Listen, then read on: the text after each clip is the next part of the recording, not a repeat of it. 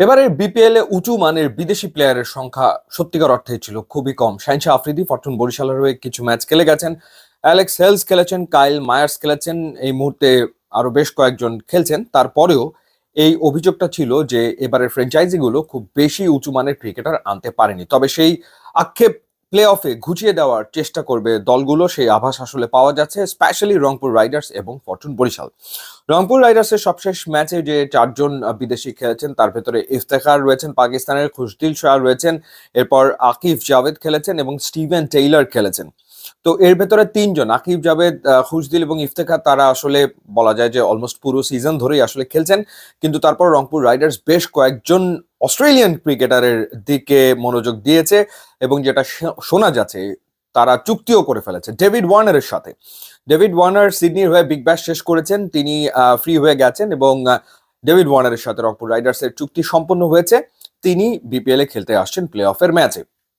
এছাড়া Tim David আরো একজন অজি ক্রিকেটার, তার সাথেও আসলে রংপুর রাইডার্স চুক্তি সম্পন্ন করে ফেলেছে।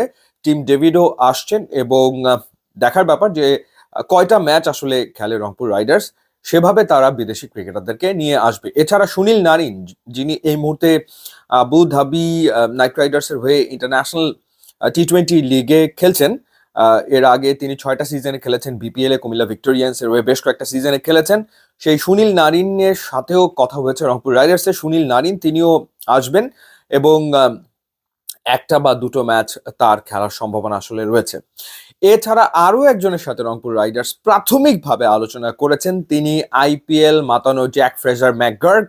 তার সাথে একটা প্রাথমিক আলোচনা হয়েছে, তবে চুক্তি এখন পর্যন্ত হয়নি এবং জ্যাক ফ্রেজার ম্যাকগার্ককেও আনতে পারে রংপুর রাইডার্স, এমনটা আসলে শোনা যাচ্ছে।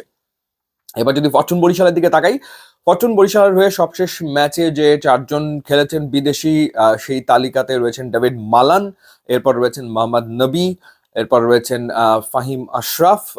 এই তিনজন তো খেলেছেনই। এর ভেতরে ডেভিড মালান বেশ ভালো পারফর্ম করেছেন, Fahim Ashraf through out the season দারুণ পারফর্ম করেছেন, কোনো সন্দেহ আসলে নেই। এছাড়া মোহাম্মদ নবী তিনি খেলছেন এবং জেমস ফুলারকে তারা আসলে খেলিয়েছে। ফরচুন বরিশাল তারা যতটা শোনা যাচ্ছে যে অ্যাডাম মিলনে, নিউজিল্যান্ডের ক্রিকেটার, তাকে আনতে পারে। এছাড়া ডেভিড মিলারের প্রতি তাদের আগ্রহ ছিল, কিন্তু মিলার আসলে ইনজুরিতে পড়ে গেছেন, সুতরাং তার আর আশা হচ্ছে না। এবং কাইল মায়ার্স তিনি আবারও আসলে ফিরে আসতে পারেন প্লে অফের ম্যাচে, তেমনটাই আসলে শোনা যাচ্ছে।